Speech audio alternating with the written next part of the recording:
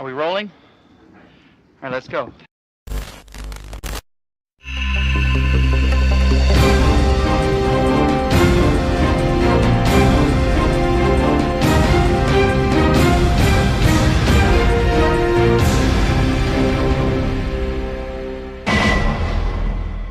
Distant Memories 96.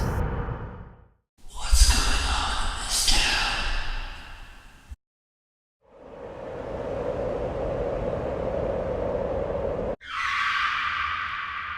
Ladies and gentlemen, thank you for joining us all on this honorable celebration here at the Police Academy, a place where many young men and women seeking to join the ranks of those who face the unknown every time they step outside their doors, every time they wear the blue uniform, the uniform of a police officer. Those that live, and at times unfortunately die, while walking the blue line of justice. Before we begin this evening's ceremonial celebrations of our newest recruits on the force, I would like to open up with two very specific quotes from two brave and noble men of our world's history, men who, at the time of their service, had been dealt the card of war, coming face to face with the reality of it all, making the tough decisions to put others in harm's way, so that when all was said and done, the world could hopefully be a better place for all in its future. They experienced one of the darkest times our world had ever witnessed in its history. They stood strong in the face of fear, despair, and destruction. First, a quote from the 32nd President of the United States of America, a strong-willed and powerful man of his time for the people, President Franklin D. Roosevelt. A man who once said, "The only thing we have to fear is fear itself."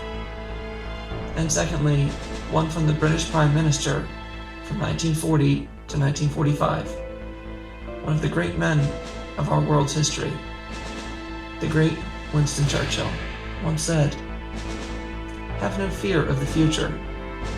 Let us go forward into its mysteries, tear away the veils which hide it from our eyes, and move onward with confidence and courage." The words said in these quotes rings true. Their words echo off the halls of this room like a ghost speaking from the black, imparting wisdom on those who are listening to it. I would now like to officially congratulate all of our newest recruits joining the Blue family of police, each of them like brothers and sisters to one another, looking out for each other out there as they face the dangers of our world. These brave men and women will be walking the many streets, alleys, business districts, and neighborhoods, day and night, all so that the people of this country can be safe in their home states in which they reside. These people are here to serve and protect this great nation with their very lives, and often will make the ultimate sacrifice in the name of justice and peace. Those of us here look on at them with the utmost certainty that they will do just that, and much more. The badge, a symbol of their hard work getting through the academy, but also one that shows their dedication for all that it stands for when they wear it. Congratulations to all of our officers on successfully completing the Police Academy. Bless you all, your families, and all of those in this great nation. Tonight is your night.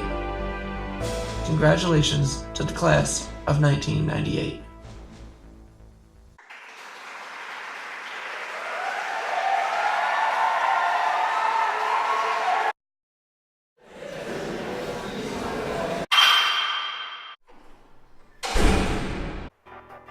Leon S. Kennedy. The S in his name stood for Scott, which was part of his name he hardly ever used, let alone said too much about. Leon, dealing with the pain of rejection from his former girlfriend and recovering from a bad drunken state the night before,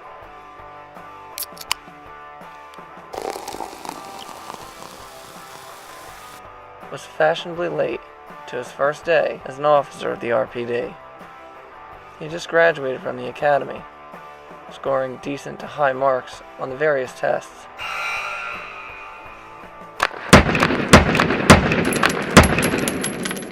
Getting a stamp of approval for field duty instantly.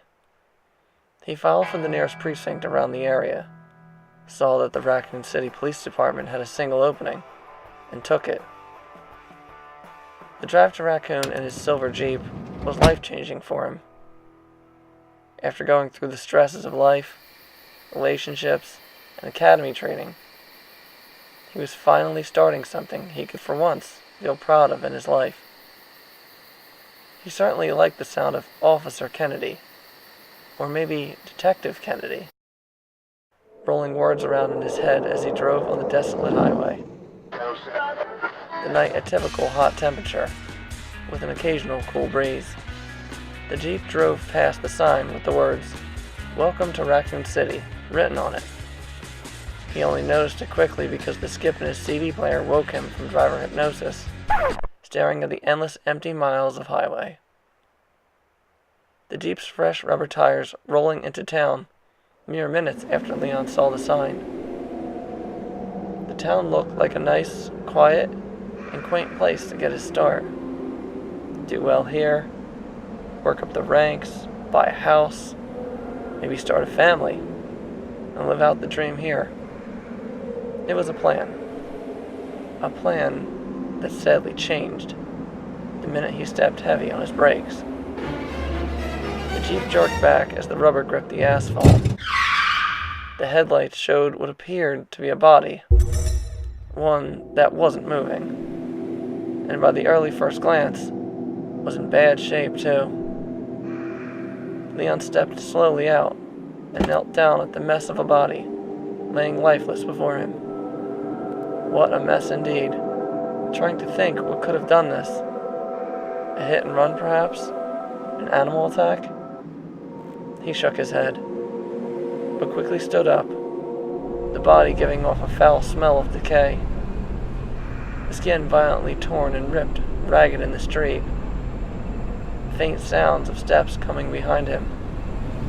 What Leon saw next, he would never forget.